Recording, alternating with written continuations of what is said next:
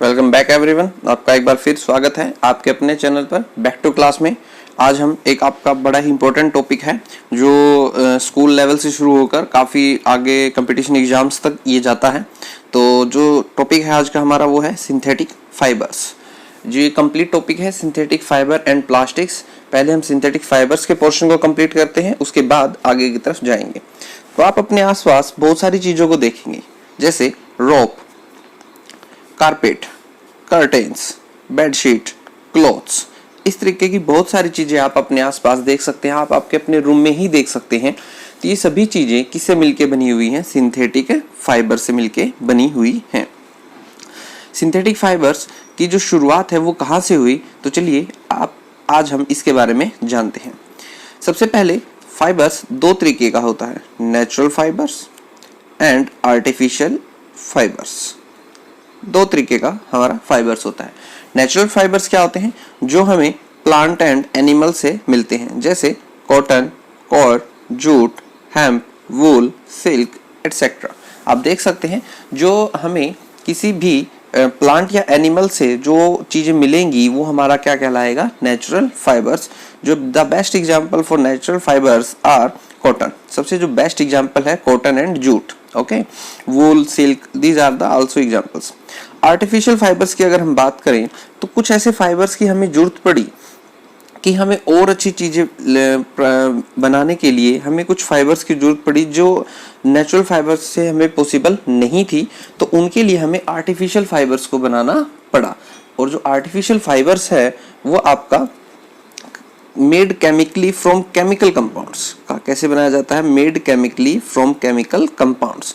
वो chemical compounds की help से प्रिपेयर किया जाता है, इसीलिए इनको सिंथेटिक फाइबर्स, आर्टिफिशियल फाइबर्स या फिर मैन मेड फाइबर्स बोला जाता है। इसके बहुत सारे नाम हैं, आप देखेंगे तो, जैसे synthetic fibres, man made fibres और आर्टिफिशियल फाइबर्स, बहुत सारे नाम इसके। ओके, तो चलिए नेक्स्ट पे बात करते हैं। स्ट्रक्चर कैसा होता है फाइबर का वो देखते हैं। A fibre is a large chemical substance called polymer. A fibre is a large chemical substance polymer. जब एक फाइबर का जो लार्ज केमिकल सब्सटेंस होगा उसको पॉलीमर नाम दिया गया। आपको पॉलीमर नाम मार्केट में सुनने को बहुत बार मिलेगा। और जो सबसे छोटी यूनिट होती है पॉलीमर की वो क्या होती है? मोनोमर्स। क्या होती है? मोनोमर्स।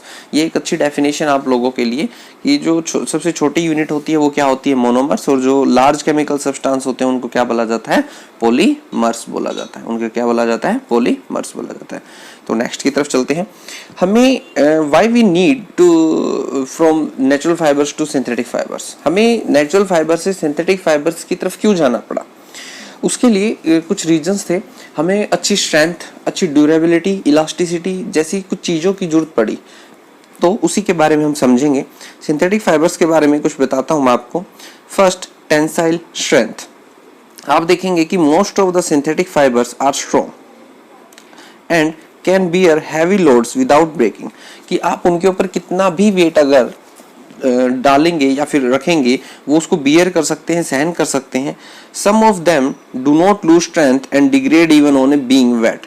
कुछ तो ऐसे भी हैं, कुछ ऐसे सिंथेटिक फाइबर्स भी हैं कि जो काफ़ी टाइम तक, लंबे टाइम तक, काफ़ी वर्षों तक, काफ़ी ईयर्स तक अपने जो स्ट्रेंथ है वो एज इट इज़ बनाए रखते हैं। वो अपनी स्ट्रेंथ लूज नहीं करते, चाहे वो गीले हों या फिर ना हों। बट नेचुरल फाइबर्स क्या होते हैं? वो वेट होने के बाद अपनी जो है स्ट्रेंथ लूज कर देते हैं।